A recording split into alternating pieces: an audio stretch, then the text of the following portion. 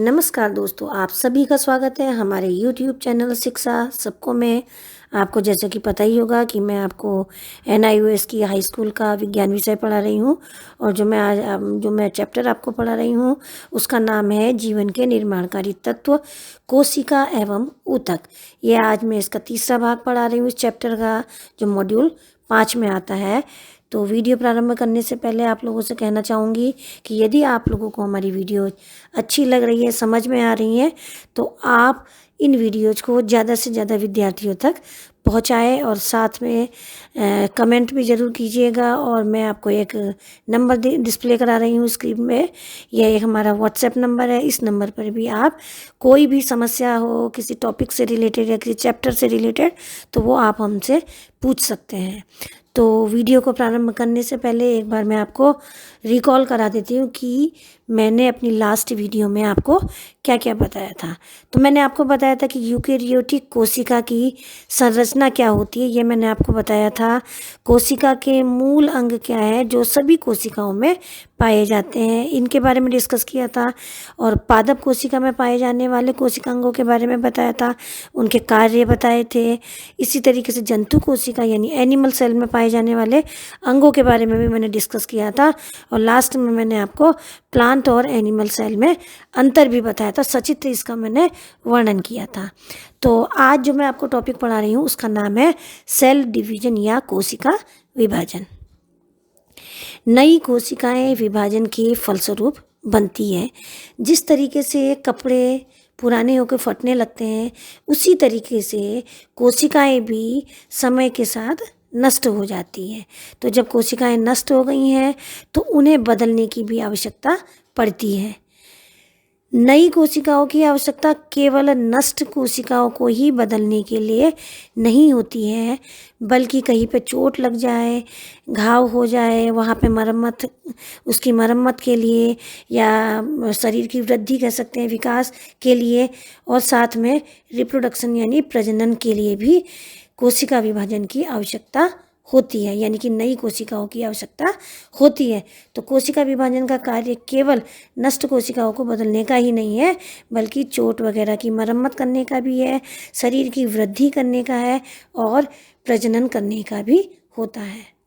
जैसे कि हमारे हाथ में कहीं चोट लग जाती है तो स्टार्टिंग में तो वहाँ पे कट भी लगता है, लेकिन आप थोड़ी समय बाद अगर आप देखेंगे तो वो कट वहाँ पे गायब हो जाता है, यानी कि वहाँ पे नई सेल्स बन जाती है। तो ये भी कोशिका विभाजन का एक कार्य है।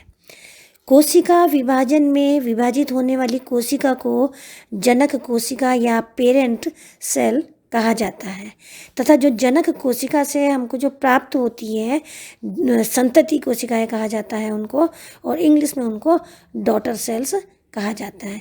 यानी कि पेरेंट सेल से हमको डॉटर सेल प्राप्त होती है। अब है कोशिका विभाजन के प्रकार, टाइप्स ऑफ सेल डिवीजन।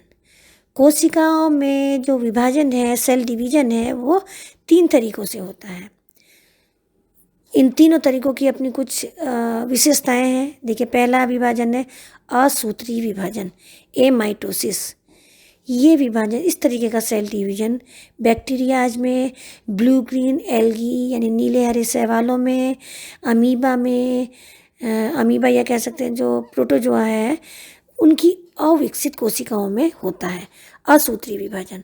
तो इसमें क्या होता है, एक सिंपल सा विभाजन होता है। इसमें सबसे पहले कोशिका का न्यूक्लियस यानी केंद्रक विभाजित होता है, और केंद्रक विभाजित होने के बाद उसका साइटोप्लाज्म या कोशाद्रव्य विभाजित हो जाता है, और 2 नई डॉटर सेल प्राप्त होती है। एक सेल से 2 नई डॉटर सेल प्राप्त होती है।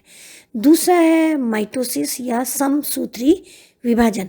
इस विभाजन को हम कायिक कोशिका विभाजन या सोमेटिक सेल डिवीजन भी कहते हैं।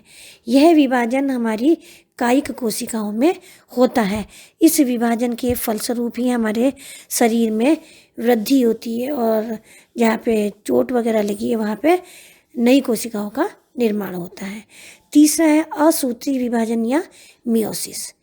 यह विभाजन जो है, इस विभाजन के फलस्वरूप लिंग कोशिकाओं का निर्माण होता है, यानी कि मेल और फीमेल सेल्स का निर्माण इस डिवीजन के द्वारा होता है। और ये जो है हमारे रिप्रोडक्टिव ऑर्गन्स या अंगों में होता है, ये मियोसिस यानी असूत्री विभाजन। तो मैंने आपको बता दिया कि सेल डिवीजन कितने प्रकार के होते हैं।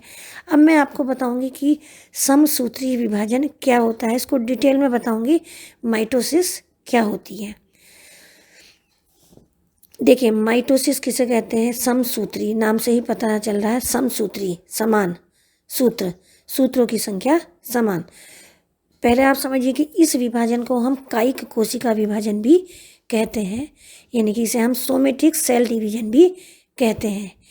इसमें पेरेंट सेल से जो हमें डॉटर सेल से प्राप्त होती है, संतति कोशिकाएं प्राप्त होती है, उनमें गुणसूत्रों की संख्या समान होती है।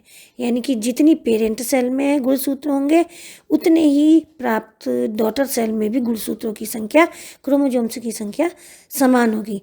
जैसे कि आपको पता है कि इंसान में क्रोमोसोम्स की संख्या 46 होती है, 23 जोड़े होते हैं, 23 जोड़े होते हैं। तो जो 46 क्रोमोसोम्स पेरेंट सेल में होते हैं, जब दो डॉटर सेल से प्राप्त होती है तो उनमें भी क्रोमोसोम्स की संख्या 46 ही रहती है। तो आपने देखा होगा कि क्रोमोसोम्स की संख्या सेम रही, पेरेंट सेल से डॉटर सेल्स में सेम रही, तो इस वजह से ही इस विभाजन को समसूत्री विभाजन कहते हैं, क्योंकि क्रोमोसोम्स की संख्या पितृ कोशिका से में भी वही होती है और जो डॉटर सेल से या संतति कोशिकाएं प्राप्त होती है उनमें भी क्रोमोसोम्स की संख्या एज इट इज रहती है। अब देखिए, समसूत्री विभाजन के 5 स्टेप्स होते हैं, 5 चरण होते हैं। हम इन समसूत्री विभाजन को 5 स्टेप्स में डिवाइड करते हैं। देखिए, पहला है प्रोफेज। प्रोफेज पहली स्टेज है। इसमें जो क्रोमेटिन फाइबर है, यानी जेनेटिक मटेरियल है, जो हमें पेरेंट्स से मिलता है, जो मतलब जेनेटिक मटेरियल, डीएनए जिसे बोलते हैं, तो वो जो क्रोमेटिन फाइबर बोलते हैं हम उसको, जो पतले पतले तंतु हमें धागे जैसी संरचनाएं दिखाई देती है, उस जेनेटिक मटेरियल को हम क्रोमेटिन फाइबर भी बोलते हैं। तो इस प्रोफेज स्टेज में ये क्रोमेटिन फाइबर पतले होते हैं पहले, तो इस स्टेज में मोटे हो जाते हैं और थोड़े छोटे हो जाते हैं, संघनित हो जाते हैं और क्रोमोसोम्स का निर्माण करते हैं। सेंट्रोसोम, मैंने पहले भी बताया था कि जंतु कोशिका में सेंट्रोसोम पाए जाते हैं। तो जो सेंट्रोसोम होते हैं वो भी 2 बराबर भागों में बट जाता है, जिसे हम सेंट्रियोल कहते हैं। और ये सेंट्रियोल विपरीत दिशा में गति करने के लिए तैयार हो जाते हैं। चूँकि ये विपरीत दिशाओं में जाएंगे, सेंट्रोसोम जब डिवाइड होगा, यहाँ पे देखिए सेंट्रोसोम दिखा रखा है मैंने आपको, ये 2 हिस्सों में बट गया है, तो 2 सेंट्रियोल बने हैं। अब ये सेंट्रियोल जो होते हैं 2 विपरीत दिशाओं में गति करने के लिए तैयार है। इसी के कारण एक तरकू यानी स्पिंडल फाइबर बनता है, क्योंकि जो ये सेंट्रियोल है ये अलग अलग डायरेक्शन में जाएंगे, तो जिस डायरेक्शन, जहाँ विपरीत डायरेक्शंस में जाएंगे तो इनके बीच में एक फाइबर्स का स्पिंडल बन जाता है, स्थान बनने लगता है। ये बाद में जो साइटोप्लाज्म का निर्माण भी करता है, इसी स्पिंडल फाइबर से साइटोप्लाज्म का निर्माण होता है। तो देखिए, यहाँ पे मैंने आपको पिक्चर भी दिखा रखी है, क पिक्चर दिखा रखी है पहली वाली, इसमें देखिए कोशिका विभाजन के लिए तैयार है। तो यहाँ पर कोशिका विभाजन के लिए तैयारी, ये प्रोफेज स्टेज नहीं है, ये प्री प्रोफेज स्टेज है, यानी कि प्रोफेज से पहले की स्टेज है। यहाँ पे कोशिका विभाजन के लिए तैयार है। इसमें देखिए क्रोमेटिन फाइबर आपको दिख रहे हैं पतले पतले, न्यूक्लियस दिख रहा है और न्यूक्लियोलस भी दिख रहा है बीच में काले रंग का, और एक आपको सेंट्रोसोम दिखाई दे रहा है साइड में। तो यहाँ पे ये डिवीजन के लिए तैयार हो रहे हैं। अब देखिए, ख वाली स्टेज जो है वो प्रोफेज की स्टेज है। इसमें हमने देखा सेंट्रोसोम में 2 भागों में बट गया, सेंट्रियोल बन गए 2। अब देखिए 2 विपरीत दिशाओं में जा रहे हैं, 2 अलग अलग डायरेक्शन में जा रहे हैं, और साथ में यहाँ पे जो क्रोमेटिन मटेरियल है वो छोटे और मोटे होके क्रोमोसोम्स उन्होंने बना लिए हैं। अब आपको यहाँ पे दिख रहे होंगे ये क्रोमोसोम्स, ठीक है। नेक्स्ट स्टेज है मेटाफेज या मध्यावस्था। इसमें सेंट्रियोल के बीच में आपको स्पिंडल ऑफ फाइबर दिखाई देगा। जो स्पिंडल ऑफ फाइबर जो हमारे सेंट्रियोल थे, सेंट्रियोल जब 2 डिफरेंट दिशाओं में गए हैं तो 2 दिशाओं में जाने की वजह से इनके बीच में एक फाइबर्स का स्पिंडल बन गया है, तंतुओं का एक तरकू बन गया, स्पिंडल बन गया है, वो आपको यहाँ पे स्पष्ट दिखाई देगा दोनों सेंट्रियोल के बीच में। अब क्या होगा, जो हर एक क्रोमोसोम है जो 2 क्रोमेटिड से बना है, उसको सेंट्रोमियर ने थाम रखा, सेंट्रोमियर से 2 क्रोमेटिड जुड़े हैं हर क्रोमोसोम के। तो अब ये क्रोमोसोम क्या है, स्पिंडल फाइबर के बीच में स्थित हो जाएंगे। अभी आप देख रहे हैं यहाँ पे सभी क्रोमोसोम जो है वो बीच में स्थित हो गए हैं, स्पिंडल के बीच में स्थित हो गए हैं। तो इस अवस्था को हम कहते हैं मध्य अवस्था या मेटाफेज। तीसरा है एनाफेज या पश्चावस्था। इस स्टेज में आप देखेंगे सेंट्रोमियर टूट जाता है, जिनसे क्रोमेटिड जुड़े हैं 2, वो सेंट्रोमियर टूट जाता है और प्रत्येक क्रोमोसोम के क्रोमेटिड अपने अपने सेंट्रोमियर पर आ जाते हैं। अब यही क्रोमेटिड गुणसूत्र या क्रोमोसोम कहलाते हैं।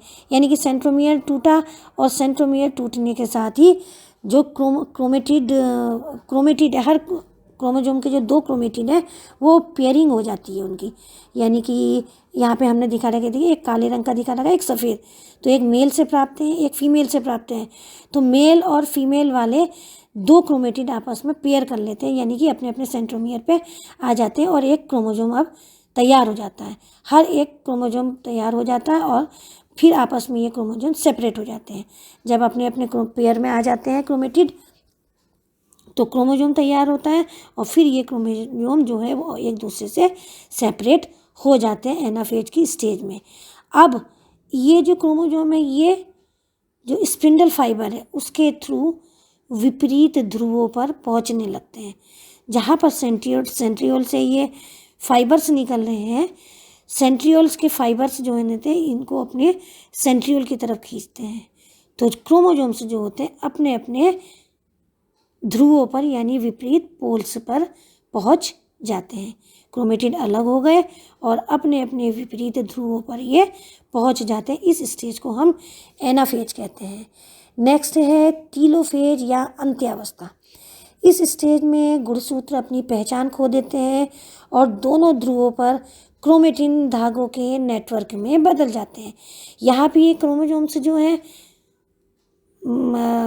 डिफरेंट पोल्स में पहुंच गए, अलग अलग ऑपोजिट पोल्स में पहुंच गए और जैसे ये पोल्स में पहुंचते हैं वहाँ पर ये फिर क्रोमेटिन धागे के नेटवर्क में बदल जाते हैं, थिन हो जाते हैं, एक जाल जैसा बन जाता है। यानी कि यहाँ पे गुणसूत्र अपनी पहचान खो देते हैं और स्पिंडल जो आप देखेंगे यहाँ पे समाप्त होता हुआ दिख रहा है और इस स्टेज के बाद पूरी तरीके से ये स्पिंडल फाइबर समाप्त हो जाता है। और कोशिका के मध्य में दोनों दिशाओं में कोशिका झिल्ली में एक फरो, एक खांच जैसी आपको दिखाई देती है, जो बीच की तरफ बढ़ रही है, ये खांच आपको दिखाई देने लगती है। तो ये है टीलोफेज या अंत्यावस्था। नेक्स्ट है साइटोकाइनेसिस। ये लास्ट स्टेज है माइटोसिस की। इस अवस्था में क्रोमेटिन जो थ्रेड है, उसका जो जाल है, उनके चारों तरफ एक एक झिल्ली बन जाती है, यानी कि केंद्र की झिल्ली बन जाती है। क्रोमेटिन थ्रेड्स जो होते हैं एक नेटवर्क बना लेते हैं, एक जाल बनाते हैं और इन जाल के गुच्छों पर केंद्र की झिल्ली बन जाती है। और कोशिका झिल्ली में भी खांच गहरी होके पेरेंट सेल को पूरी तरीके से 2 हिस्सों में विभाजित कर देती है, यानी कि 2 डॉटर सेल्स हमको प्राप्त होती है। तो साइटोकाइनेसिस में क्या होता है, साइटोप्लाज्म यानी कि कोशिका द्रव्य भी 2 भागों में डिवाइड हो जाता है और क्रोमेटिन मटेरियल जो है उसके चारों तरफ केंद्र की झिल्ली बन जाती है और इस तरीके से 2 डॉटर सेल हमको प्राप्त होती है। तो आपने ये माइटोसिस समझ गए होंगे आप। अभी यहाँ पे मैं माइटोसिस विभाजन की सारी अवस्थाओं को मैंने एक पेज में आपको दिखा रखा है, आप इसको अच्छी तरीके से स्टडी करिए। चित्र में देखिए, सबसे पहले कोशिका विभाजन करने के लिए तैयार है। दूसरे वाली स्टेज जो है प्रोफेज स्टेज है। तीसरी वाली स्टेज आपको मध्यावस्था मेटाफेज दिखाई दे रही है। चौथी घ जो है वो पश्चावस्था या एनाफेज को दिखाता है और च वाले में हम आपको टीलोफेज अवस्था दिखाई दे रही है और लास्ट में साइटोकाइनेसिस की फेज आती है, उसके फलस्वरूप हमको 2 संतति कोशिकाएं प्राप्त होती हैं। तो यहाँ पे मैंने आपको ये बता दिया कि माइटोसिस क्या होती है, किस तरीके से कितने स्टेप्स में ये पूरा होता है। अब है माइटोसिस या समसूत्री विभाजन का महत्व। तो देखिए समसूत्री विभाजन का महत्व क्या है। इस सबसे पहले तो आप समझिए कि इस विभाजन में संतति कोशिकाओं में जनक कोशिकाओं के समान ही गुणसूत्र होता है, यानी जो गुणसूत्रों की संख्या जनक कोशिकाओं में है वही संतति कोशिकाओं में भी होगी। जैसे 46 गुणसूत्र अगर हमें पेरेंट सेल से मिले हैं तो डॉटर सेल्स में भी 46 गुणसूत्र ही प्राप्त होंगे। इसी वजह से इसको समसूत्री विभाजन भी कहा जा सकता है। दूसरे शब्दों में हम कह सकते हैं कि समसूत्री विभाजन एक बराबरी का विभाजन है। इसमें संतति कोशिकाएं एक दूसरे के समान भी होती हैं और साथ ही साथ एक दूसरे के समान होने के साथ साथ वो जनक कोशिका के समान भी होती है, यानी कि क्रोमोसोम्स की संख्या भी दोनों में भी समान है संतति कोशिकाओं में, और साथ ही साथ वो पेरेंट कोशिका के क्रोमोसोम्स की संख्या के बराबर भी होती है। इस विभाजन के द्वारा ही शरीर में जो वृद्धि होती है वह समसूत्री विभाजन के द्वारा ही होती है, और चोट एवं टूट फूट में नष्ट हुई जो भी कोशिकाएं हैं उनके स्थान पर जो नई कोशिकाओं का निर्माण होता है वह भी समसूत्री विभाजन के द्वारा होता है। यहाँ तक कि एक कोशिकीय जीव जो प्रोटोजोअन्स हैं, अमीबा, युगलिना, इनमें जो रिप्रोडक्शन का तरीका है वह भी समसूत्री विभाजन के द्वारा ही होता है। जैसे अमीबा एक कोशिकीय जीव है, इसमें माइटोसिस के द्वारा ही एक कोशिका जो होती है 2 कोशिका में विभाजित हो जाती है और एक अमीबा से 2 अमीबा प्राप्त होते हैं। तो एक कोशिकीय जीवों में ये अलैंगिक यानी एसेक्सुअल रिप्रोडक्शन का भी एक तरीका है। तो आज की वीडियो में इतना ही। आने वाले टॉपिक्स के बारे में चर्चा करने के लिए आप मेरी नई वीडियो का इंतज़ार कीजिए। तब तक के लिए धन्यवाद।